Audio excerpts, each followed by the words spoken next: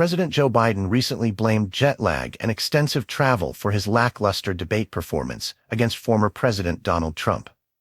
Biden, 81, who struggled through some responses, admitted he was not very smart for traveling multiple times around the world before the debate. However, his explanation failed to quell growing concerns within his party about his mental fitness and age as they gear up for the November election. Supporters of Biden argue that his recent globetrotting wore him out, leading to a debate performance where he almost fell asleep on stage. Despite nearly 2 weeks passing since his last trip, Biden's team noted he was given rest periods and allowed to nap daily to compensate for his exhaustion. Yet his poor showing has stirred panic among Democratic leaders, leading some to openly call for his withdrawal from the race. Representative Lloyd Doggett of Texas became the first Democratic lawmaker to publicly urge Biden to step aside, citing Biden's inability to defend his accomplishments and effectively counter Trump's claims. Doggett's call resonated with a growing faction within the Democratic Party worried about Biden's ability to win, as many quietly whisper behind closed doors that he may not be the strongest candidate to face Trump.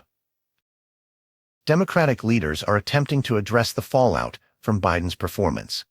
Some, like former House Speaker Nancy Pelosi, stressed that it's legitimate to question if Biden's debate mishap was an isolated incident or symptomatic of a deeper issue. Pelosi emphasized that Biden remains knowledgeable about the issues and what's at stake, but others expressed the need for a thorough assessment of his health and fitness for office. Despite these concerns, Biden remains defiant, encouraged by his family and inner circle to continue his campaign. His team announced plans for more public appearances and interviews to showcase his capability, potentially aiming to prove the debate was just an off night. Critics within the party, however, remain skeptical about his ability to persevere through another term, with some fearing more incidents of poor performance are inevitable.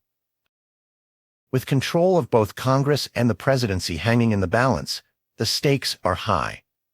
This internal conflict within the Democratic Party comes as the Supreme Court grants Trump significant immunity from prosecution, making the 2024 election even more critical.